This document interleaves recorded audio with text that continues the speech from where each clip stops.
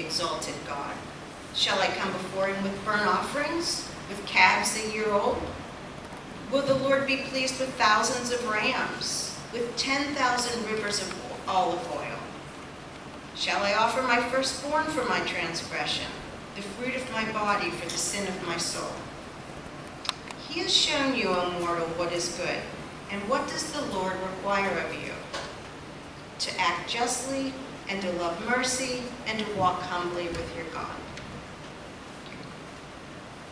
So today we have a few prayers of the people, and it seems that these prayers kind of go to our second scripture today. Is a short one, and it comes from Matthew 22:34.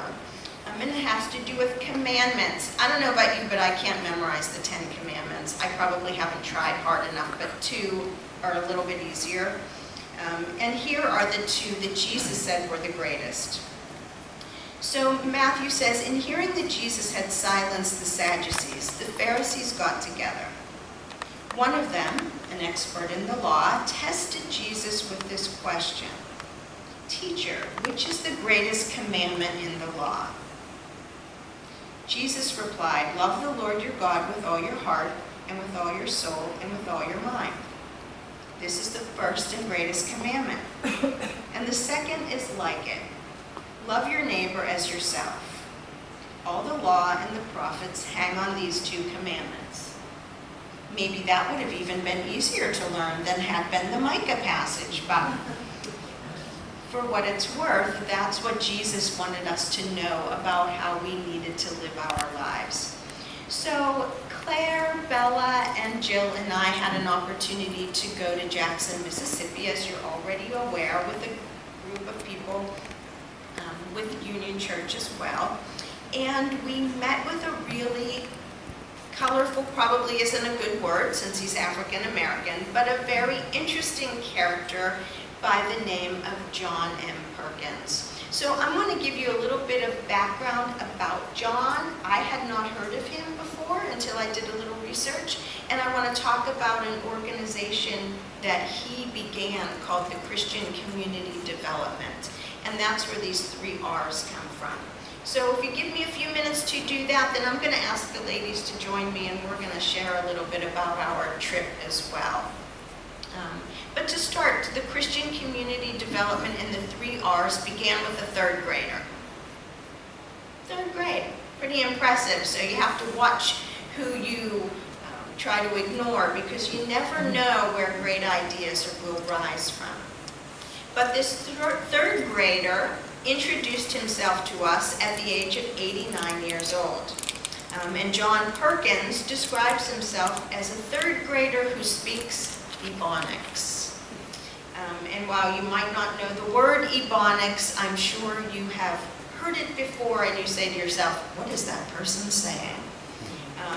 And John is very honest and open, and he knows that the way he speaks might not be understandable to many people. But I guarantee you that his knowledge of the Lord and the Word comes through loud and clear no matter what words he uses. So we were blessed and honored to work with him each morning. But John was born the child of sharecroppers to a woman who died a few months after he was born, and she died of starvation. And so one of John's life's work was to honor his mother. And he says over and over again that when he gets to heaven, he doesn't want his mother to say, what did you do for people like me? He wants her to embrace him with open arms and say, I see what you've done for people like me. And I think that he's accomplished his mission when you see what he is doing today. His life was filled with racial violence and injustice, but with Jesus, the ultimate reconciler, as his model, John was determined to change the world, even if that meant coming face to face with people who were against him, people who had beaten him within hours of his life, and people who didn't want to see him or people like him. So it was a difficult journey in this 89 years. But John, beginning with the three ideas of relocation, reconciliation, and redistribution. Now I'm going to make up my own words. Redistribution. John initiated the Christian community development, a movement that's taken hold around the world. The movement strives to reconcile people to God and to one another in an effort to spread unity and peace and justice. So John's ideas and teaching were considered so radical and transformative that this third grader now has 12 honorary doctorate degrees from universities around the country and around the world. He has a clear understanding of the gospel of Jesus Christ. Love the Lord and love your neighbor as you would love yourself. He understands that God makes no exception for the color of one's skin, for your country of origin, or the amount of your possessions. He takes seriously Micah's report of what God requires: to act justly, to do mercy, and to walk humbly with God. And whether speaking in his own language or using a ghostwriter for assistance, the message is always the same, that we need to be reconciled to God and to one another. John has several books, and I'm sorry that I didn't think to gather some of them and bring them with me today. But a quote from his newest book called One Blood might help to illustrate his ideas through community development. And there's a quote: "The problem is that there's a gaping hole in our gospel. We've been preaching a gospel that leaves us believing that we can be reconciled to God, but we can't be reconciled to our brothers and sisters that live around us and that don't look like us. Brothers and sisters with whom we are in fact one blood." Christian community development seeks to reconcile people both to God and to others. And so a quick look at the 3 R's, and then again, like I said, we will take a look at our trip. So the first R has to do with relocation, or living among the people. So living out the gospel, if we're doing it intentionally, means desiring for your neighbor and their family what you desire for yourself and for your own family. It means bettering the quality of people's lives, your own and those in your midst. And living out the gospel means sharing others' suffering and their pain. So how did Jesus love? John 1:14 says that the Word became flesh and made his dwelling among us. We've seen his glory, the glory of the one and only Son, who came from the Father, full of truth and grace. How did Jesus love? He relocated. He became one of us. He didn't commute back and forth from heaven to earth, hop on some transportation thing to get from one realm to the next. He relocated here so that he could take on and understand our suffering, that we might learn from him. He became the messenger of the gospel to the poor and to those that lived among him, so that the work of God could be done here on earth. And Christian community development as an organization calls us to live and work alongside those in need, so that we can better understand the need. For the Perkins family, that relocation meant leaving their comfortable existence in California, where they had moved to and built CCDA, and going back to Mississippi, to a place that basically rejected them, tried to kill them, and didn't want blacks there. And so it was an in-your-face relocation and not at all an easy time. For some of us here, it might mean leaving a high-paying job and doing nonprofit work, or working among people that maybe you're not all familiar with. The second R is reconciliation, and reconciliation is really at the heart of the gospel. Jesus said that the essence of Christianity could be summed up in those 2 inseparable commandments: love God and love your neighbor. So the gospel, rightly understood, is holistic. It doesn't separate what your spiritual need is from what your physical need is. It responds to people as a whole, and that's what CCDA means to do. It begins with people transformed by the love of God, you and I, going out and proclaiming that love of God and helping others to be all that they can be, to work towards justice rather than continuing that injustice. And we do that through evangelism, social action, economic development. So our love of God should actually have us going out into the community and breaking down those barriers that keep us segregated. So I'm sure you've all heard that Sunday morning is the most segregated time in America. And I'm not, I'm saying that this is something that's going to be easy to change. But if you look around, at this time of day, we have lots of white churches, we have Chinese churches, the Korean church, the black church. What's keeping us from intermingling? I don't know. But as Christians, we should be coming together to solve problems in the community and demonstrate our oneness in Christ rather than separating us. CCDA recognizes that the task of loving the poor is shared by all of us, no matter our color, where we live, whether we're educated, and that the Bible should transcend our culture and our race. The power of authentic reconciliation between people is within us, and we should be working towards that. Reconciliation for John Perkins meant actually coming face to face and forgiving the person who literally and physically had beaten him nearly to death. And it was only by the grace of God that he'd be allowed to be set free and start moving again among the people. And the third of those R's that John created after this transformation through Jesus was redistribution.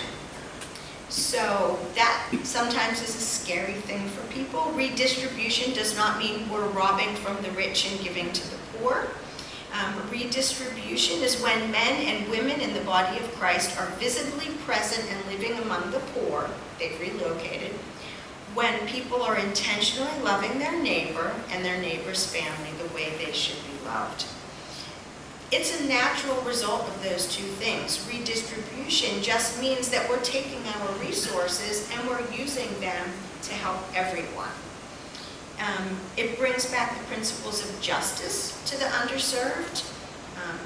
You're probably aware of this as well, that communities of color and lower economic status have unjust criminal systems and prison systems. They're unjustly accused, and you'll find more blacks and Hispanics in the prison system than you will whites, even if they committed the same crime. There are unjust hiring practices, housing development, educational institutions. I recently had a conversation with a black mother friend of mine who's looking for a school for her child. Unfortunately, if you want to live in a black community to be with people who look like you can't get a good school for your children. And it's unfortunate, it's unfair. And I personally don't understand how we've allowed this to happen. And so I think as Christians, we need to start working to overcome these things. And by no means is it going to be an easy transition or an easy fix. But as Christians, we need to remember that we are one despite the color of our skin. And even as I look around here in what we would call a Caucasian church, we're all different colors, skin colors. And so even within this room, we have differences, and yet we find a way to come together. So redistribution brings new skills, new relationships, new resources, and puts them to work to empower the people within that region. And it helps to find creative avenues to lift up job development and health centers, home ownership opportunities, and long-term economic and business development.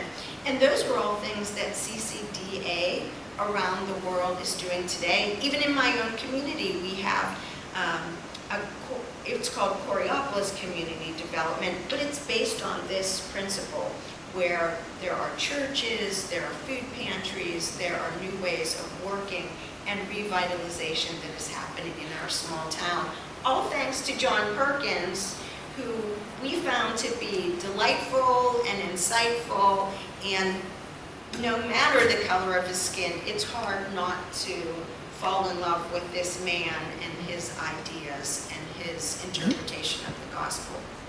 So with that, I'm going to ask the ladies from Mount Pisgah to join me and talk about some of the things that we had the opportunity to do while we were there. We got to actually use our physical skills to improve living quarters.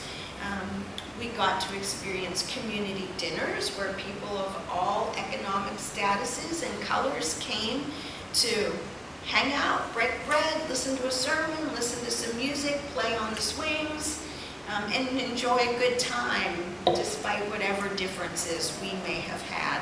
And I just hope that after today that you would think about learning more about John Perkins and about the plight that affects people of color in our country today.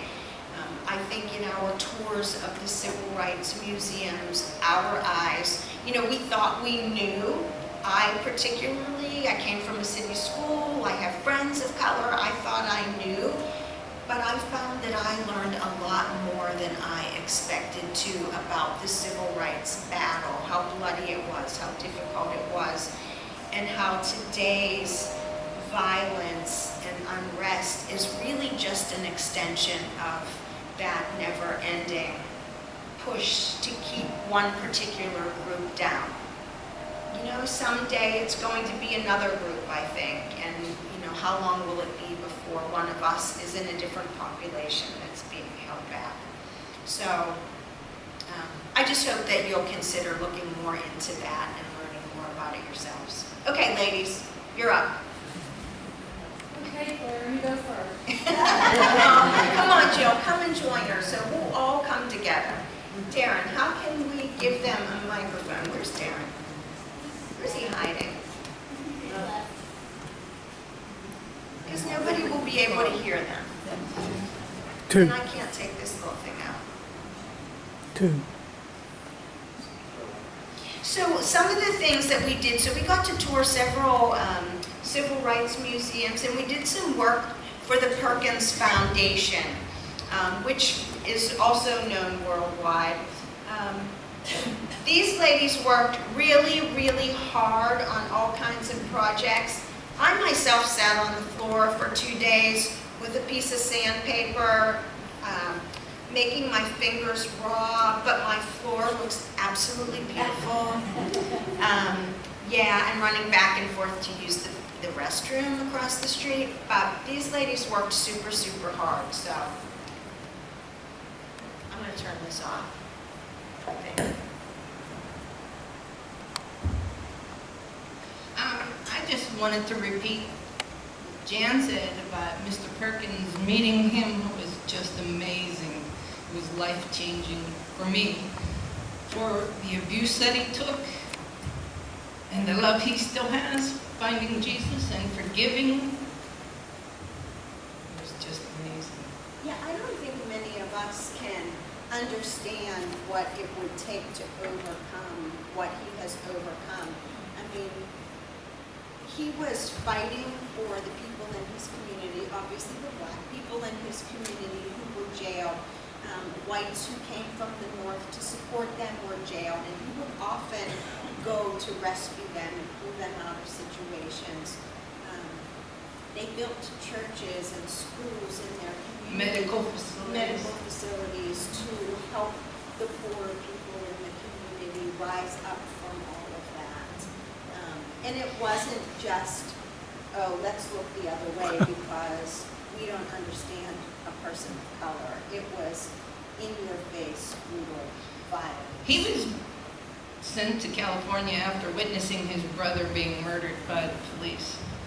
And he was safe. He's got a job. He had business. He got his verme from Mississippi. They were married. They had children. He was successful. He was accepted in California. And then Jesus called him to go back to the horror. And he did it.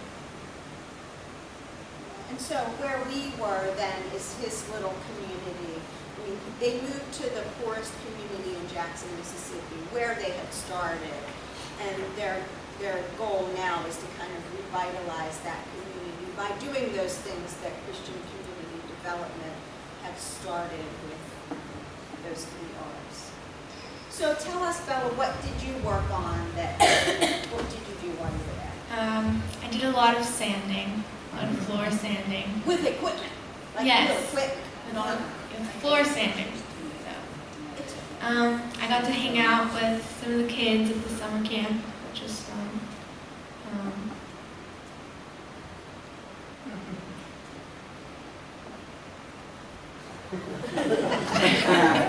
Was it hot? Yeah, it was hot. It's hot. It is hot.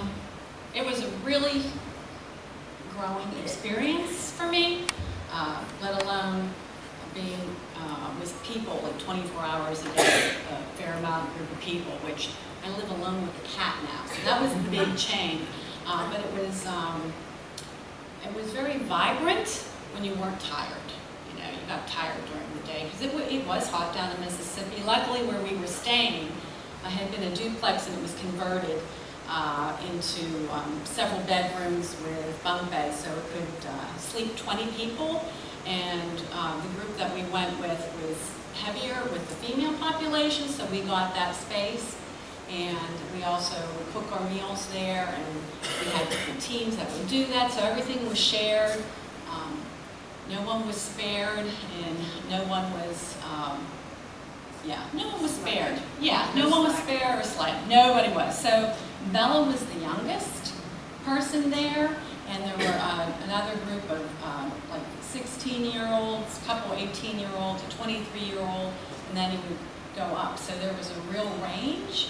And I was very excited about doing this just because I felt I really don't understand. Sometimes I get this resentment with this reparation and all this. It's like, you know, we never had slaves in my family. My family, you know, were the poor people, were miners in Wales coming over, kind of thing. But going down there and seeing how segregated that society actually had been, and how in Mississippi, in particular, you know, they had, you know, separate blacks and whites, and it was controlled for so many years, even after the Brown versus the Board of Education in 1954 with integration.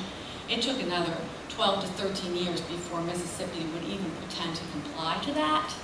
And John Perkins and his wife forced their children into the white school system. So I got to meet 3 of their children, who are now obviously adults, older adults, and I had read a couple of John Perkins' books, and you know, the experiences sounded terrible, but to see the adults who had gone through this and you know how it impacted their lives was amazing, where they had been and what they went through.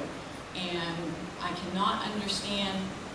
I wouldn't have the courage or the strength to do what the Perkins did by putting their children into a school system that was so against them.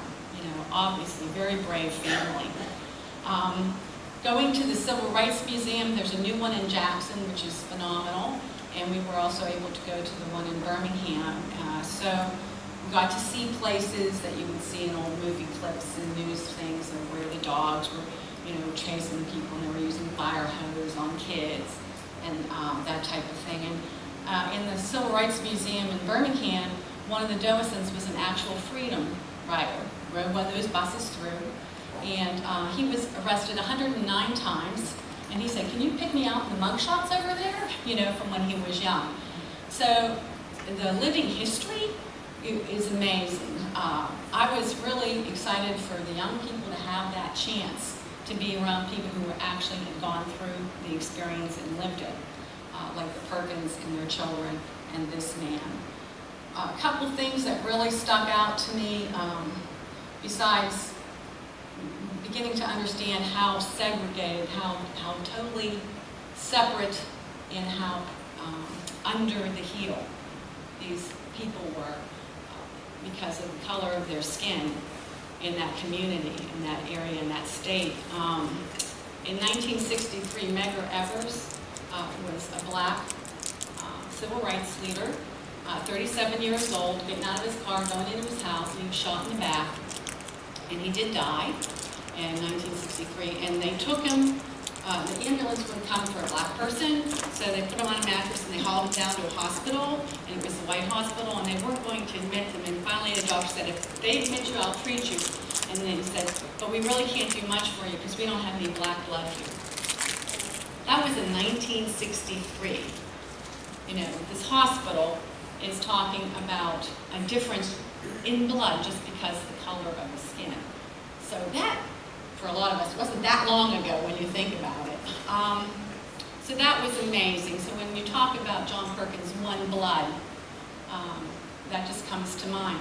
Another thing that really struck me was we saw one night a documentary on from Netflix called 13, and it's about the prison system, and it goes through a lot of historical stuff, and you can see how some of the imbalance was actually kind of caused by arresting sharecroppers because they needed the labor because they didn't have slavery anymore. So, you know, there was an unequal putting a group of people into prison historically, and it has continued.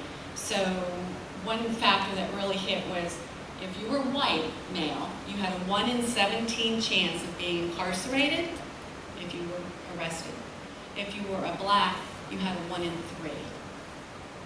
And that's today in our country. So the thought of things being segregated and people not having a chance, you know, due to the system, hasn't changed a lot in a lot of ways. So there's, you know, the One Blood. You know, I'm driving here this morning, I'm listening to NPR, and what about those shootings in Texas, folks? You know, now it looks like the color of the skin may be shifting a little bit too, but there's just such a lack of understanding that it's a human race out there. We're just a human race, and you know, for me, it makes me feel I have to do a lot more. One other thing that had nothing to do with the trip to Mississippi, but I guess it was like just about a week ago or 10 days ago, a 57-year-old black male was shot at Pleasant Valley Shelter at 3:30 in the morning, and he died. And he was shot by a black 19-year-old, and Sheldon. And they're going to have a virtual forum on August 25th at Pleasant Valley Shelter at 2 if you want to go to that. So we're just, I'm sorry, but it just kind of hit me today with the shootings in Texas, with Sheldon, with Medgar Evers. You know, what's wrong with us? And what can we do to change that? And one thing I have to do is, you know, try and get rid of that judgmental stuff that's been ingrained in my society, being raised here, and just try and think they're just people, you know? So anyway, it was a really great trip, and I do want to say that we left Mississippi at 5 a.m. on Saturday morning, and I got home at 12:30 that night. And if you told me I could ever go through riding with people in a car all day and still have any sanity at the end of the day, I'd never have believed it. But the people who went were all, all have a great deal of patience, which was really helpful, and great, great mentoring for me to cultivate that patience. So, thank you. We're going to pass it all the way down. So I just had one last thing, because I was really excited about meeting somebody who was so entrenched in the civil rights era. So I get excited about, I don't really get excited about people, but I get excited about seeing how God uses people unexpectedly. And so I think that's why I was so excited about meeting the John Perkins, even though I didn't know who he was when I first started. And God is really amazing because he took somebody who literally only had a third grade education, who can be difficult to understand because we're not from the Deep South, number one, and we don't live in a black community, so we don't speak the same language some days. But we all could work with that, and he was able to work with it, and what we found was a delightful person, grandfather, father, uncle. He was thrilled because she was the youngest in the group, and every morning when we'd get together, he'd get a big grin on his face and say, "Ah, you're the youngest in the group, give me 5." The young people were so enthralled with him, they couldn't get enough of him. He lives with his wife who needs some extra care, and so we would get to spend time with her every morning and just to see their personal interaction. They're people. They're people like us, and so every morning we got to make jokes about how, "Don't let Mama hear you curse, Dr. John," or she'd come out in her wheelchair and we'd have a discussion about something. And so it was really enlightening and humbling to be in not the human presence, but to be in God's presence with that cracked vessel who was shining their light through to us so that we could learn more. So, I don't know. I know going on a mission trip often sounds like it's going to be boring, it's going to be a lot of work. I mean, you might be the one who sits on the floor and just sings for 2 days. You might have it easy. And Miss Jill and Claire, they are being so humble today because if you would see how Jill redid an entire bathroom or the fencing that Claire built, you would be amazed. They probably didn't even, well, you're good at that stuff, but I know Claire wasn't used to the tools that she was given. And your pastor's a slave driver, and he will like hand a person a tool and say, "Okay, just do blah, blah, blah," and there he goes, and you don't see him again. So you need the Holy Spirit to tell you how to build the fence, don't you? Yes. So I would just, even if it's the local mission trip, you know, whatever you're doing in the community to try to reconcile the community, get involved. Get past the hassle of doing something different, because you really will find it to be rewarding to see what God has going in the community and amongst your own people here. All right, anything else, ladies? I just wanted to say how all the girls that were there on the trip, they all got along so well. Even last year when we went away, they never complained. Those kids are just so wonderful, and she's one of them. I watched this one grow over the week, and it was just amazing to hang out with them. Yeah, because it is amazing that you can get that many people and there's no fighting, nobody's arguing over the bathroom, especially when there was all women, you know. 14 women, nobody's complaining about toothpaste on the sink or, you know, or what they ate. So it really is an interesting experience, even just in that realm, to see how people really can come together and create something and make something happen. So thanks for giving us the opportunity and for letting us have time to share about the trip.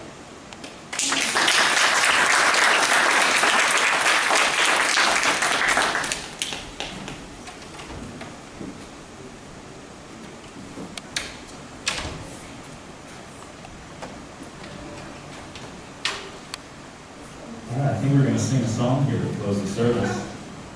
And while we sing, obviously this is your opportunity as usual to give whatever you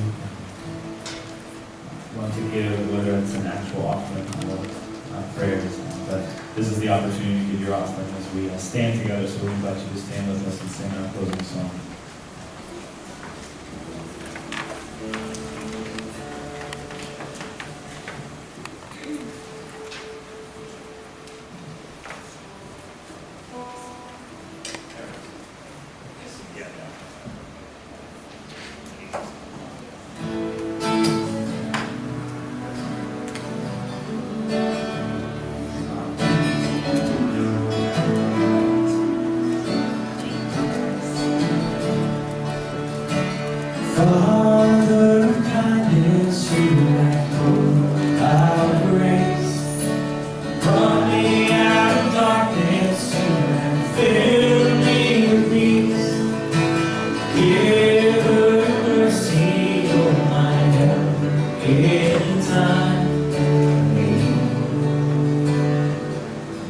Lord, I